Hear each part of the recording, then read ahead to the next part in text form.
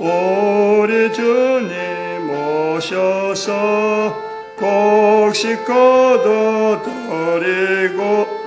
밭에 있는 나쁜 것 모두 소멸할질 때 가라지는 골라서 불에 던져 태우고 얼국들은 꽃가님 길이 쌓아두시리. 아멘. 하나님 말씀 베드로전서 1장입니다. 베드로전서 1장 1절에서 끝절까지 말씀 교독합니다. 1절 말씀 제가 먼저 받들어 봉독드립니다. 예수 그리스도의 사도 베드로는 본도, 갈라디아, 갑바도기아, 아시아와 비두니아에 흩어진 나그네. 베드로전서 1장을 네 번째 지금 합니다. 1장, 베드로전서 1장만 지금 네 번째 하는데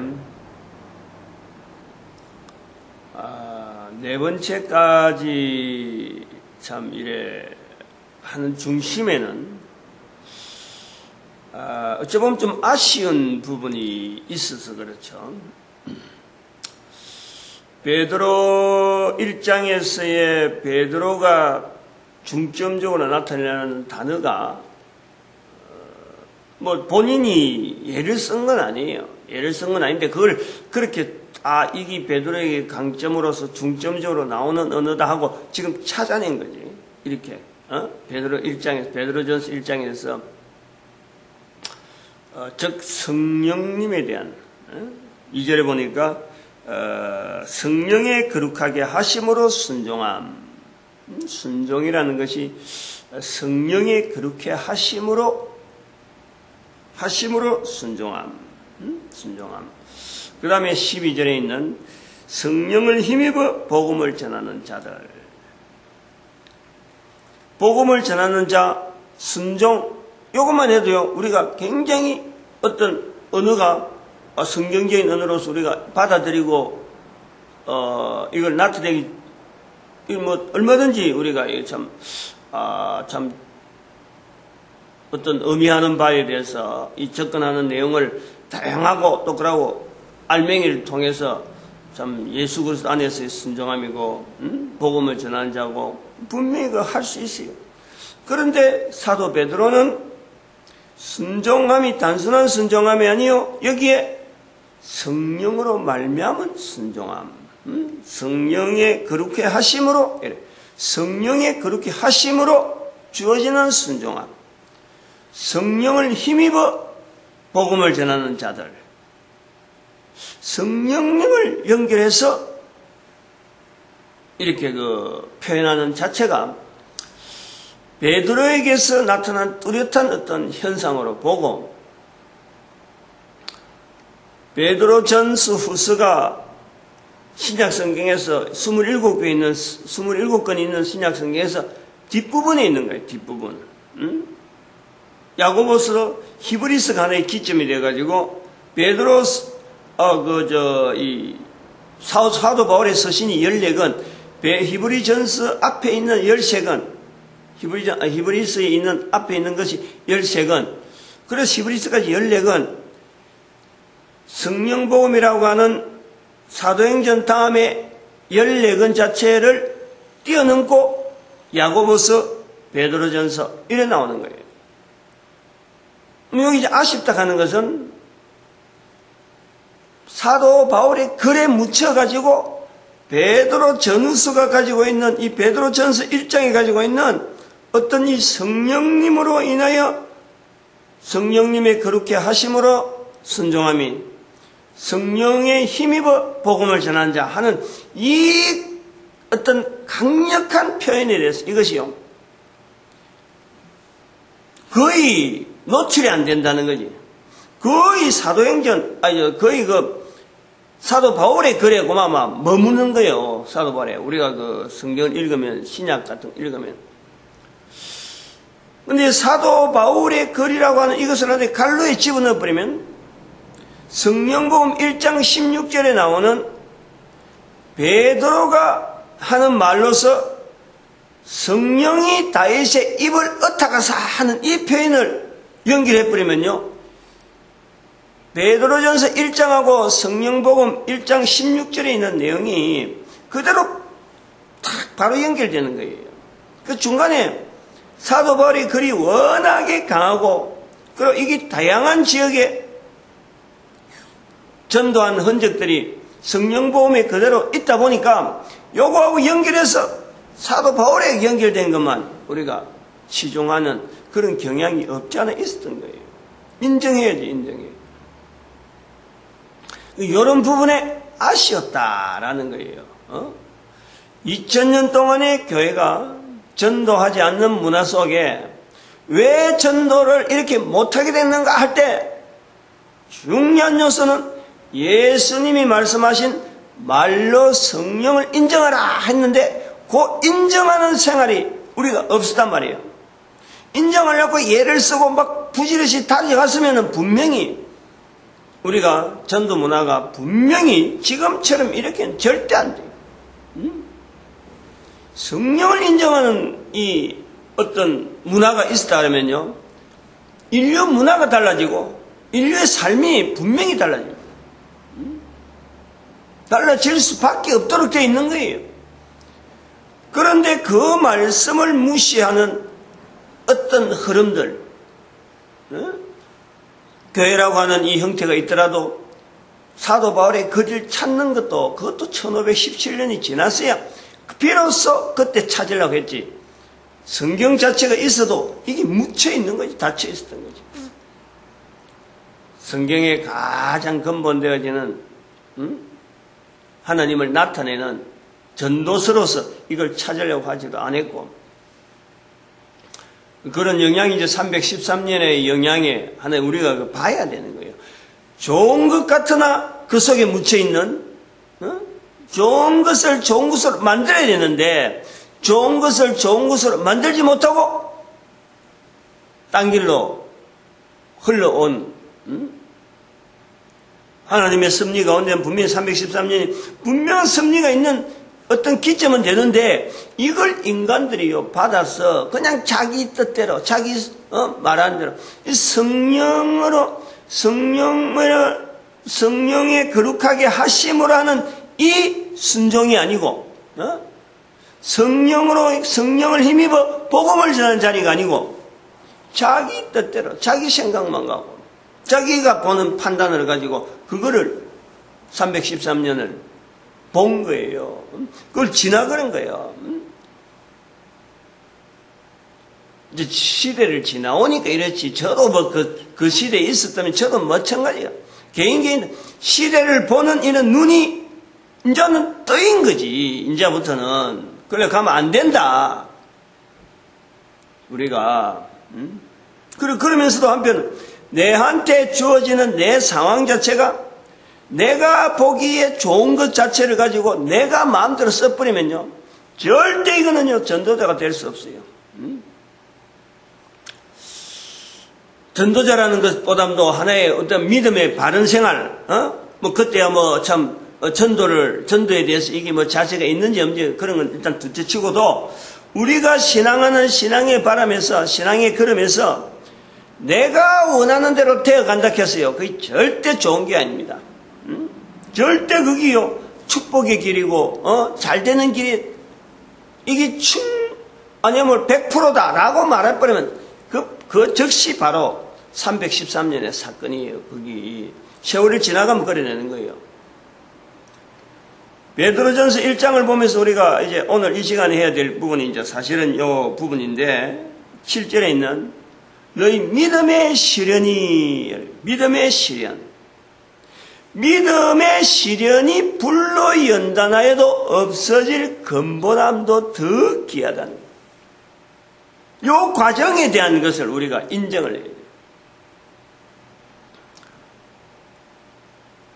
사도 베드로의 그런 이 표현을 이렇게 보면요, 믿음의 시련이라 하는 이 표현을 하는 사도 베드로의 그 모습이 예수 그리스도 앞에서 마태복음 16장 16절에 있는 주는 그리스도시요 살아계신 하나님의 아들이다 하는 그 표현으로 인해서 그때부터 믿음의 시련이 됐다라고 하는 건가? 사도 베드로의 입장에서 제가 지금까지 사도 베드로의 글을 지금 베드로전서 1장에서 여러 번 하고 있는데 우리가 이걸요 착안을 해야 돼요. 나이가 많았다고 분명히 했고 그리고 분명한 학문이 있는 사람이다. 글을 남긴 것 자체로 볼 때 학문 없는 사람은 절대 할 수 없어요. 당시의 사람들 사이에서 말하는 그런 학문은 소위 말하면 뭐 가말리알 문화라든지 이런 어떤 예루살렘 주변에 있는 유명한 랍비들이나 그 근처에 가서 공부했다 하는 이런 이적 학적부 자체는 없다 하더라도요 베드로 나름대로 어느 집한지 분명하게 어떤 건 모르지만은 가문에서 내려오는 그 엄청난 어떤 그 자기로 하여금 글을 익혀야 될 수밖에 없는 12사도가 있는데 이 12사도 중에서 베드로의 그 학문 자체가 만만한 내용이 아니라는 거예요. 무시할 내용이 아니라는 거예요. 베드로전서. 그러면은 요 베드로전서를 쓸만한 학문을 가진 이 자체가 예수님을 만나서부터 학문을 가졌느냐? 그를 쓸만한 능력이 예수님한테 마태복음 16장 16절 이후에 그때부터 비로소 공부를 해갖고 학문을 가질 정도로 글을 쓸 정도로 됐느냐? 그렇게 생각하면 엉터리라도 보통 엉터리가 아니죠. 벌써 나이가 들고 그때는 어부생활 했거든. 어부생활 하다가 행간이요 지금 예수님한테 붙들려 나온 거단 말이야. 그럼 이 과정에 들어서 나이가 많았다, 어부생활 했다, 어부생활 처음부터 했느냐 한번 생각을 해봐야 돼요. 나이 늙도록까지 어부생활에만 우리가 보통 그렇게 표현하고 있는데 어부생활에만 집념한 거기서 베드로가 뭐 아주 완전히 장인처럼 된 것. 성경에 베드로전서가 없었으면 그래 볼 수가 있죠. 베드로전서 없으면 그러나 그렇게 않다는 거예요.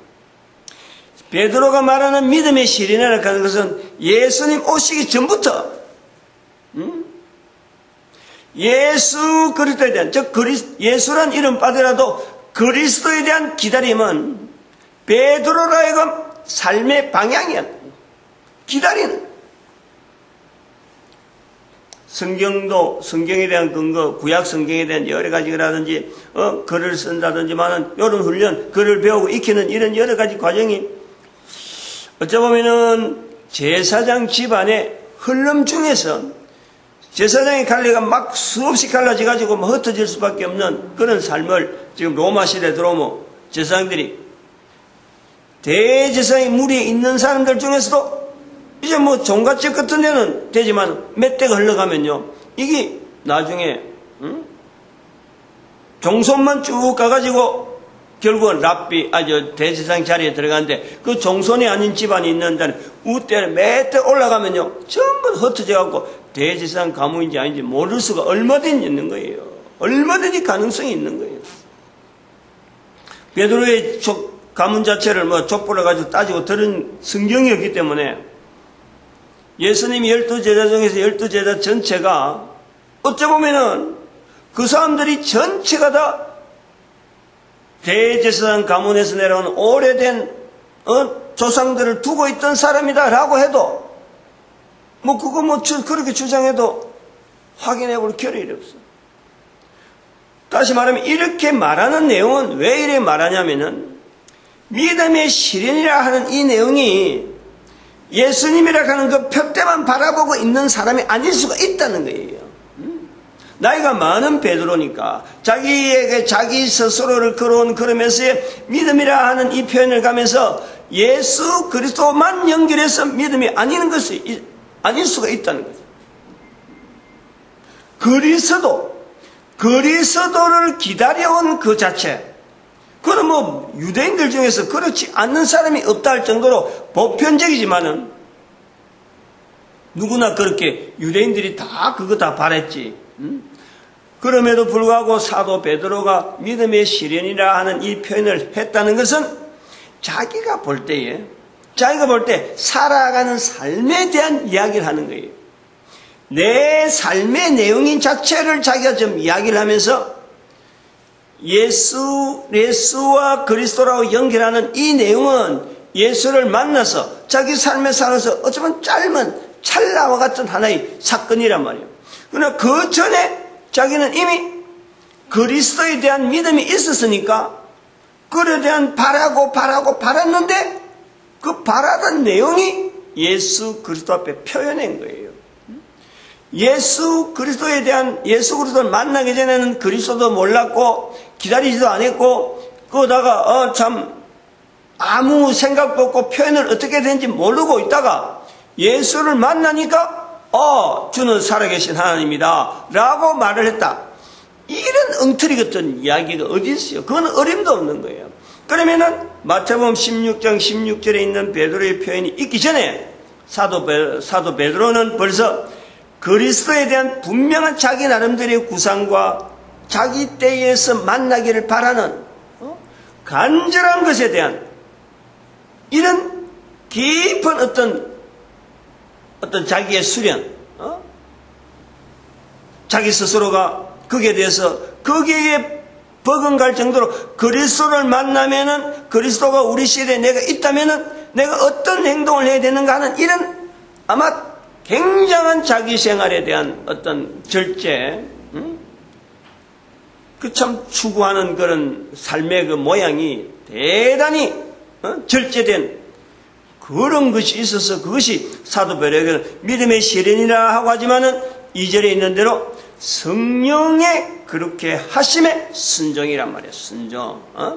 자기의 걸어가는 이 걸음 자체를 예수 그리스도와 연결시켜서 예수 그리스도 앞에서 복음 전한 자의 자리로서 자기가 나타나는 이것이 순종인데, 순종하는 자세로서 예수님이 내 제자 되라 하고 나의 정인 되라 하고 아버지와 아들과 성령의 이름으로 세례를 주라 하는 그 말씀 앞에서 순종하는 거 아니에요. 좀 순종하려고 베드로가 하는 거 아니에요. 근데 그 나이가 늘으니까 다른 젊은 사람들이 하는 것처럼 뭐 여행을 막 펑펑펑 하고 여기도 갔다 저 갔다 사도 바울이 움직이는 거 다 알거든. 그런 것처럼 막 힘있게 움직이지 못하고 그나마 나이가 들어서 사도 베드로가 나이가 들었다는 이미 예수님 계실 때부터 나이가 들었는데 바울이 나이가 막 들어가고 60세 되면 사도 베드로는 얼마 되겠어요? 베드로는 나이가 뭐 이미 60세 될 사도 바울이 죽을 때 됐을 때에 사도 바울이 먼저 죽을 수가 있는데 그 죽었을 때에 60이라 그러면은 베드로는 벌써 한 20년 정도는 차이가 났을 거라. 20년. 그러면 60년, 80년.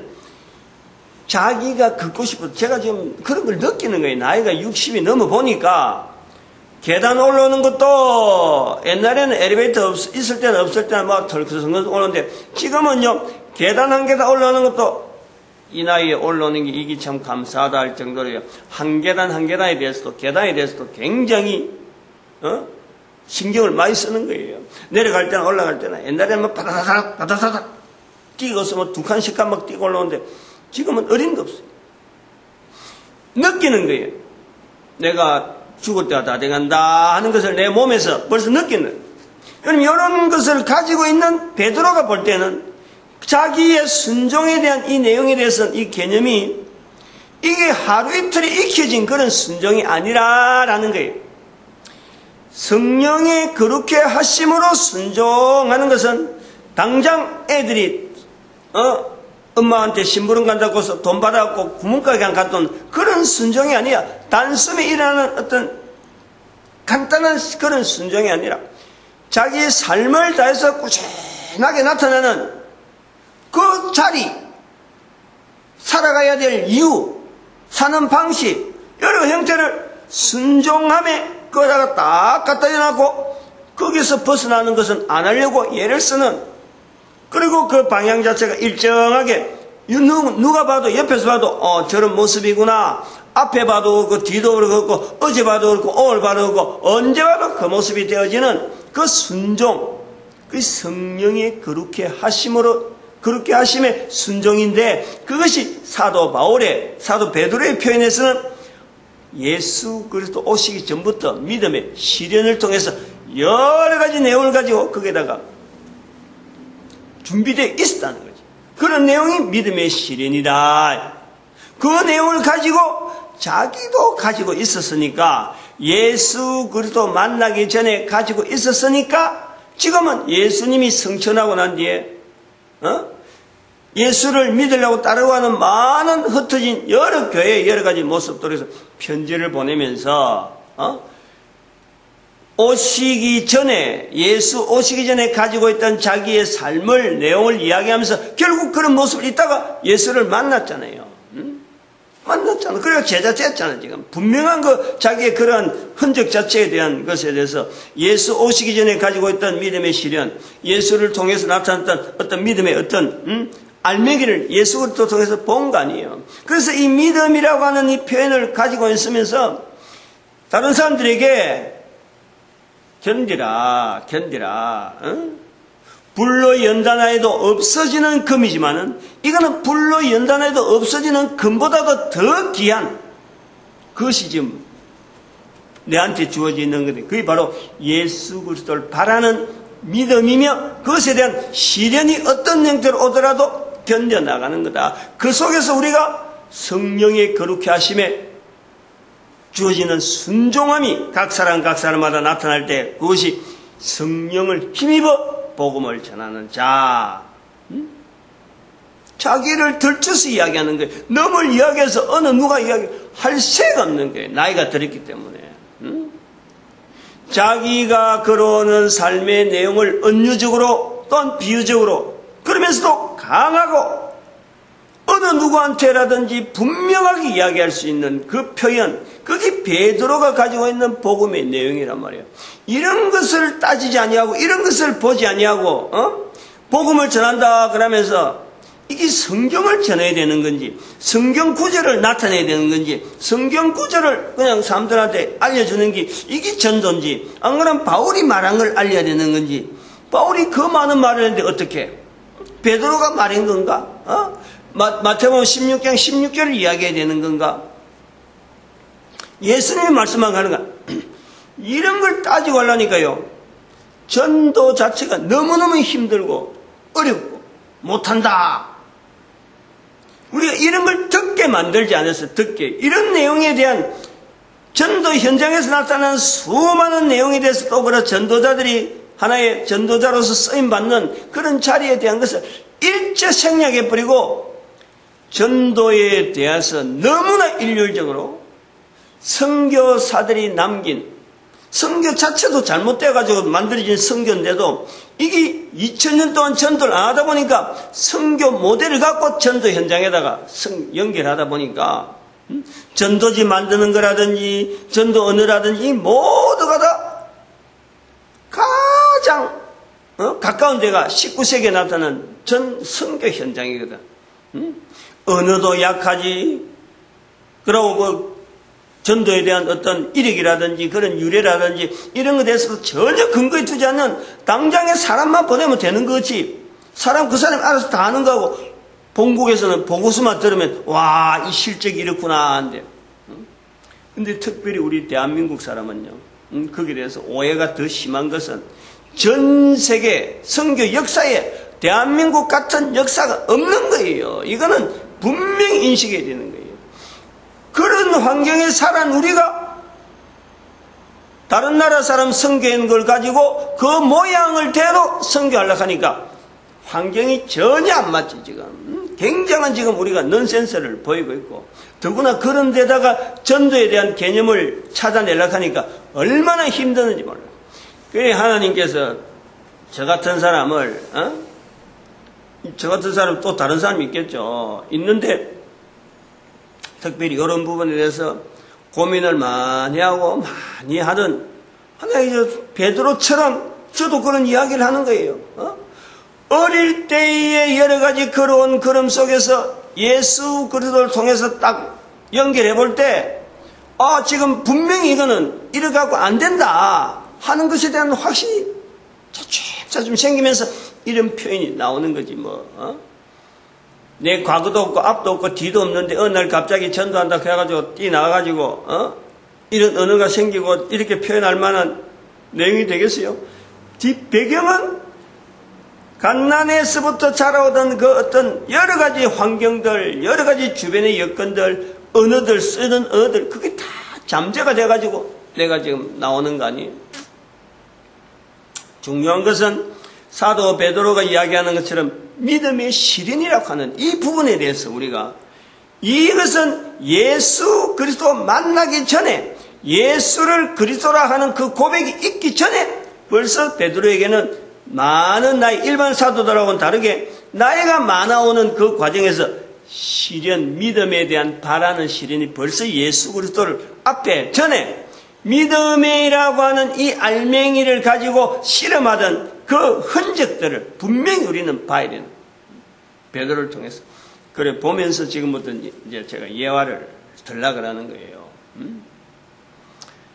모든 사람이 다 가능한데 이런 적용하는 이런 내용에 대해서 접근에 대해서 자기 거로 만들지 못하도록 전하지 못했던 분명한 메디테이트적인 역할을 하고 있는 이 그 중재자들이 잘못한 거지. 그 중재자가 오늘날 쓰면은 자기들이 메디테이트다 하고 자랑하는 목사들이야 목사들. 신학교를 나와야 목사가 되는 이 과정 이거 전체가 지금 문제가 있다는 거예요. 당분간은 신학교 나와서 목사 되는 거는 당분간은 뭐 유지가 될런지 모르지만은 앞으로 세대에서는 이게 철저히 없어져야 돼요. 철저히 없어져야 돼요. 교황이 없어지는 것만큼 신학교가 없어져야 되는 거예요. 그만큼 이거는 강력하게 또 그렇게 될 수밖에 없어요. 계속 흐름이 이제 지금 뭐 내다보고 있는 내용이나 글로 갈 수밖에 없다. 왜냐하면 성령님의 인도하심을 우리가 되어지는 걸 보고 예수님이 오실 때가 얼마 없는데 이렇게 전도 안 하는 문화가 이렇게 계속 갈 수는 없다. 요거 바꿔야지. 그런데 제가 말한 이런 표현이 조금 하나 일조를 하지 않겠는가 그래 보고는 있어요. 오늘 여기에 베드로 전서를 통해서 강력하게 지금 나타내려고 하는 이 네 번째인데 나타내려고 하는 내용은 베드로가 말하는 믿음에 실현하는 요 어떤 시간적인 개념을 보는 거예요.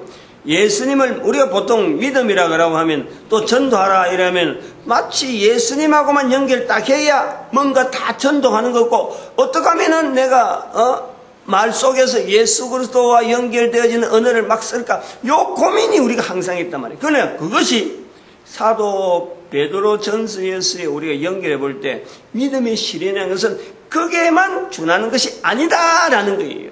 근본적인 부분이 있어요. 인간의 근본적인 부분에 우리가 이 믿음의 실현을 할 수 있는 개인이 가지고 있는 어떻게 보면은 그리스도를 향하는 그 마음, 그리스도를 향해서 바라보던 그 마음의 결실이 성령님으로 말미암는 거룩하게 하는 순종이 되어지는 자리에까지 이르는 바로 예수님을 만나게 되어지는 그 사건으로 연결되어지는 거예요. 우리 이 과정을 반드시 인정해야 돼요. 내가 지금 살아가는 삶의 환경이 예수 그리스도를 입으로 말할 수 있는 환경이냐? 아직까지 말을 안 한다고 하더라도 예수 그리스도 듣지도 못했다. 예수가 그리스도인지 알지도 못했다 하더라도 믿음의 실현의 자리에 있는 자의 걸음을요 우리가 인정을 해요. 베드로 전서에서 볼 수 있는 그 분명한 요소는요 요 요소를 인정해야 돼요.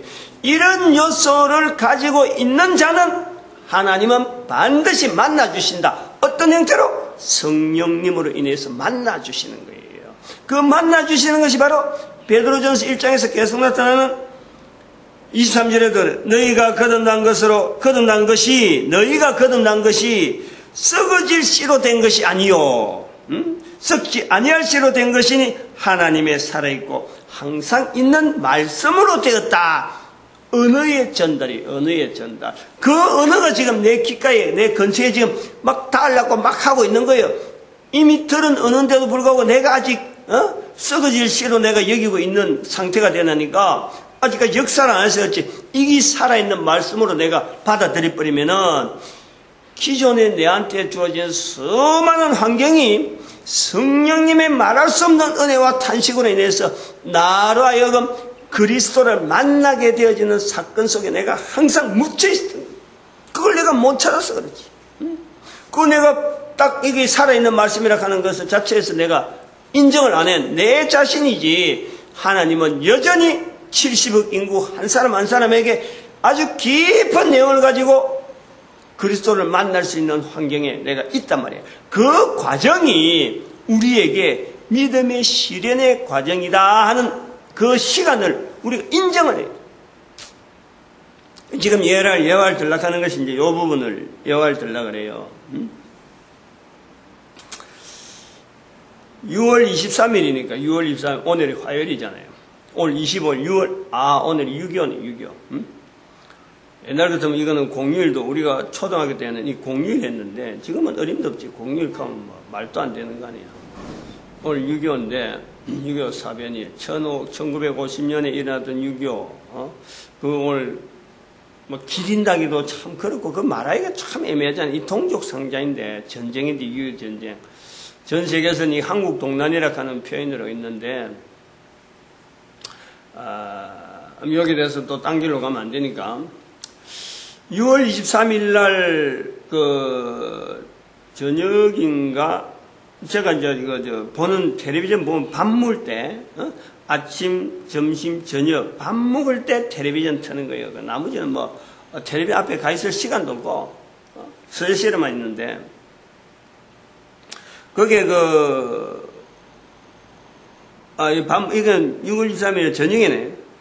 이거는 밥 먹을 때가 아니고 텔레비전 또 볼 때가 언제냐면은 주일 저녁에 마치고 그러면 뭐 한 일주일 정리를 했다. 안 그러면 다음 주 일주일 한다 하면 그때부터는 사실 책 보고 할 그 기운이 정신적으로 그래요. 기운이 쫙 빠지고 이건 뭔가 어떤 좀 내한테 휴식이 필요하다 하는 그 시간이 내가 아쉬웠다.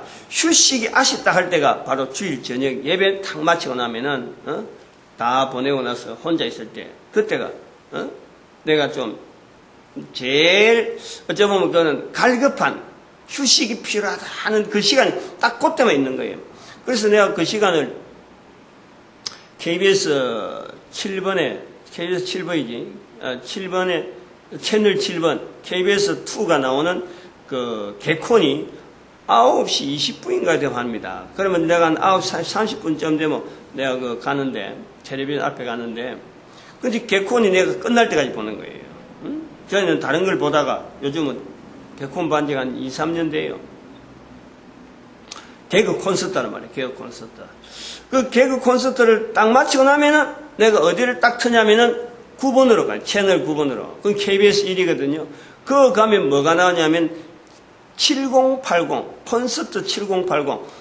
70년대, 80년대 유행했던, 그러니까 1970년, 80년대 유행했던 하나의 그런 가수들, 그런 곡들을, 그러면서 요즘 신세대 사람들하고 접목을 은근히 시키려고 하는 그런 시도가 있는데, 그 전에 되면은 60년대, 50년대, 60년대 가면 내가 알아들을 수 있는 노래들인데, 70년대, 80년대 가면 좀 어느 정도 내가, 워낙 그때 내가 교회 생활만 해갖고, 이런 뭐 가요 생활이고 뭐고 뭐 가사 아는 게 없어요. 그냥 그때는 라디오가 있으니까 버스 타고 다니면서 라디오가 들릴 때만 그럴 때 들은 이런 가요들 그런 것만 귀에 있지 모른단 말이에요. 그런데 텔레비전 틀면은 요즘 애들 부르는 거 아무것도 모르니까 유일하게 거기에 알고 있는 가사 그리고 분위기 이런 게 이제 느껴지니까 내가 7080을 튼단 말이에요. 트는데 내가 깜짝 놀란 게 이번 주간이에요. 깜짝 놀란 게 심수봉 씨가 나오는 거예요. 심수봉 씨 가수가. 그래서 이제 아나운서가 맨 MC가 심수봉 씨 나옵니다 하고 소개하고 나오는데 이 가사가 나오는 가사가 처음에 세 곡을 불렀어요. 처음에 나오는 가사가 아가스에 나오는 거예요. 아가스. 다른 사람들은 그냥 몰라요. 그냥 내 사랑하는 그런 표현으로 그냥 나오는데 성경을 아는 우리가 읽을 때는 바로 아가스의 내용 가사가 그대로 가사를 해서 그게 뭐 그대의 사랑, 그의 사랑인가? 사랑이라는 표현을 하면서 가사는 성경에 있는 아가스 내용을 이야기하는. 그래서 내가 앉아있다 눈이 둥그레져갖고 저기 뭐냐 저래갖고 저 가요를 할 수 있는 사람이냐. 난 심수봉 씨도 잘 모르고 그냥 사람 이름은 들었지. 가수가 심수봉 씨가 있다. 그런 건 들었지. 근데 저기 왜 저렇게 저래가지고 성경이 어떻게 정리하려고 하는가 하고 나왔는데 끝까지 그 가사예요. 끝까지 성경 구절이더라고. 성경 구절. 아가서에 나오는 성경 구절이에요. 그걸 끝내버려요. 그걸 갖고 다들 또 곡 안에서 또 다른 가사로 해갖고 연결된 것도 아니고 그냥 성경 구절 아가서에 있는 내용을 하고 사랑이라는 표현은 너의 사랑은 예뻐고 뭐 하다가는 이런 거 뭐 쭉 하면서 끝내버리는 거예요. 이게 저게 가요가 되는가? 가요라고 볼 수 있는가? 저게 바로 우리가 보면 바로 성경 구절을 어디 교회 안에서 낭송하는 건데 지금 이 텔레비전에 나오는 이 종교 이야기를 하면 안 되는 거 바로 끊기거든. 대중들 앞에. 그런데 성경에 있는 가사를 그대로 전달하니 내가 눈이 혼자서 보고 있으면서 눈이 둥그레하고 이게 뭐냐 이랬어요. 근데 중요한 건 다음 장이 나와요. 다음에 나오는데 제목이 무궁화라 무궁화. 내가 얼마나 충격받는지 제가 그래 적어놨어요. 다른 사람들은 무궁화에 대해서 어떻게 볼지만 나는 이 무궁화에 대한 개념을요. 이 성경에 나오는 The Rose of Sharon이거든. 무궁화 자체가 The Rose of 그러니까 사론의 장미란 말이야. 사론의 장미. 이 무궁화의 학명이 공식적인 학명이 The Rose of Sharon이에요. 사론. 그 사론의 장미 성경에 나오는 사론의 장미란 말이야. 나는 우리나라 꽃에 대해서 이 무궁화에 대해서 이렇게 이름이 주어진 것에 대해서 이것은 보통 이야기 내용이 아니다 하고 지금 받아보고 있는데 아니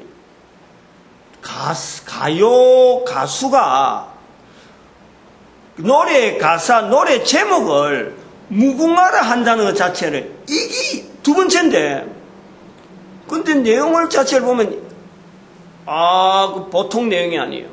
완전히 이 전도자들의 걸어가는 걸음에 대한 어떤 예절한 것, 일반 성도들이 어떤 이 신앙, 신앙의 모습 나타나는 어떤 바람, 이런 게 아니고, 이 무궁화 속에 들어있는 어떤 참, 나라를 위해서 죽었고, 여러 가지 흔적들을 죽었다 하는 그거 자체인데, 가사는 내용은, 그들의 넋이 어떻고, 저들의 바라보는 소망 때문에 남아있는 후손들이 어떻게 덕을 볼 거다 하고 하는 건데, 내가 볼 때는 그 자체가 전체가 다 전도자들을 향하는 표현으로 나는 딱 빠지는 거예요.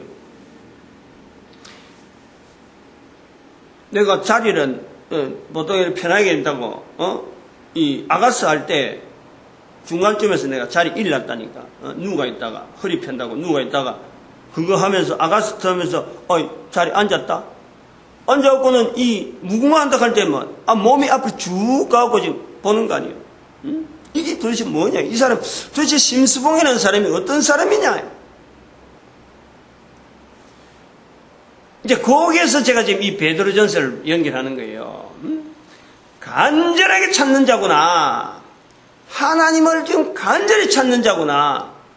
성경을 읽고 텔레비전 어딘가 그 텔레비전 보니까 미국에 있는 교도소에 있는 흉악범들이 있는데 거기에 성경을 앉아 감방에 독방에 갇혀갈 정도로 흉악범인데도 성경을 읽고 왜 하나님 나를 이렇게 감옥에 갇혀두고 왜 성경 말씀대로 나를 안 울려줍니까? 라고 하는 그 단식하는 모습이 성경에 그 감옥 속에 비춰주더라고. 이거 보세요. 성경을 가지고 간절히 찾는 자의 모습을 드러내는 하나님 여기서 나에게 하시는 말씀이 뭡니까? 하고 막 찾는 사람도요.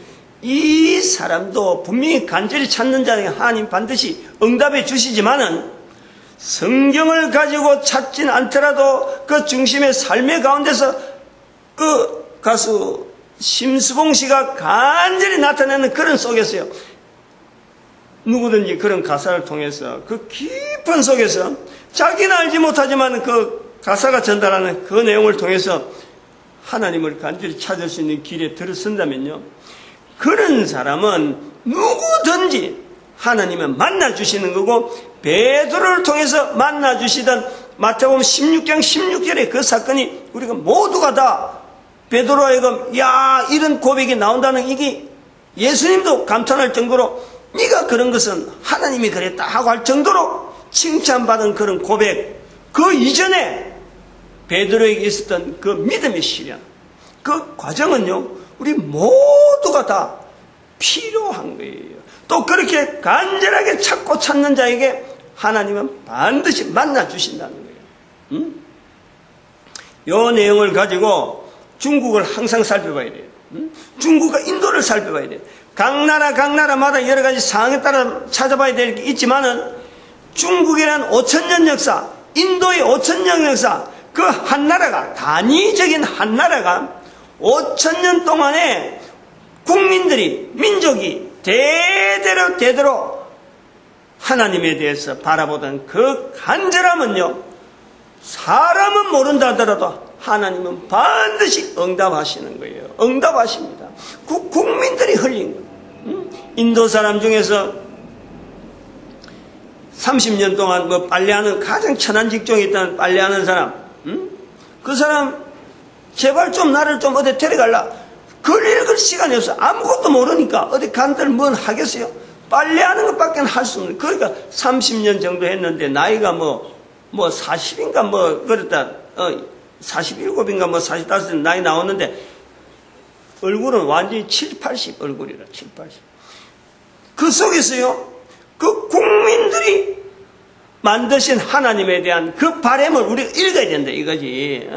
중국 사람의 공산이라는 단어를 써가지고 어쩔 줄 모르는 저 수많은 중국 사람, 수천 년 동안 내려오는 어떤 왕조에 완전히 지금 한 몇십 년 만에 완전히 바꿔야 되는데, 이거 어쩔 줄 몰라갖고 우왕좌왕하고 있는 그 국민들의 탄식 소리를 우리가 대신해 줘야 된다, 대신. 그 속에서요, 믿음의 시련이 있는 거예요. 반드시 하나님은 그 국민들의 소망, 인도나 중국 두 나라만 해도 24억이나 되는 이 어마어마한 인류의 어떤 이 차지하는 그 포션, 하나님만이 저들을 감동시키고 저들에게 분명히 위로되어지는 사건이 온 국민들이 감사하고 감동을 나타내는 그 사건, 하나님이 할 수 있고, 그런 일에 우리 대한민국이 준비되어져서 한 걸음 한 걸음 우리 온 인류가 24억을 해당해가지고 우리가 맡아가지고 바라보면서 준비하는 우리의 지금 사명이 있다. 70억이 있고, 중국이 있고, 일본이 있고, 우리가 할 일이 어마어마한 거예요. 그때 다른 사람 속이고, 다른 사람, 해꾸질하는 이런 데 신경 쓸 시간이 없는 거지. 우리 민족에게는 그렇다. 다른 민족에는 아직 여유가 있다 할 줄 모르지만, 우리 민족은 5천만이 전체가요, 국가가 경찰을 둘 필요가 없을 정도로, 경찰을 통해서 이 치안이고 재판이고 관계된 수많은 이 간접비용을 전체를 다 줄이서라도, 우리 국민들 스스로가 개인이 믿음의 시련이라 하는 하나님의 인도하심이 간절히 바라는 베드로와 같은 이런 자세를 가지고요, 우리가 들어가야 되는 거예요. 반드시 그러면 우리가 어느 민족보다는 먼저 마태복음 16장 16절에 있는 주는 그리스도시여 살아계신 하나님의 아들이다 할 수 있는 이 자리를 향해서 우리가 준비되어져야 돼요. 오늘은 기다림에 대한, 바람에 대한 찾으시는 예수님을, 찾으시는 주님, 찾으시는 하나님, 찾아주시는, 만나주시는 그 하나님을 심수봉 씨 또 이야기를 통해서 전달해 봅니다. 너무 이야기 아니라는 게 지금 현재 우리 이야기라는 게. 참 심수봉 가수 좀 다시 보게 되는 이런 걸 가지고 우리 개인이 연결하면 다 감동스러운 이야기들이 다 있어요. 다 가능해요. 모든 인간들이 다 가능해요. 하나님은 그런 사람들을 찾고 계시는 거예요. 오늘도 우리의 걸어가는 걸음이 이 전도자 되어지는 것, 또 우리 모든 교회가 전도하는 거로 바꿔야 되는 것, 그리고 전도 국민 되어지는 축복하는 시간을 주여 삼창합니다. 주여!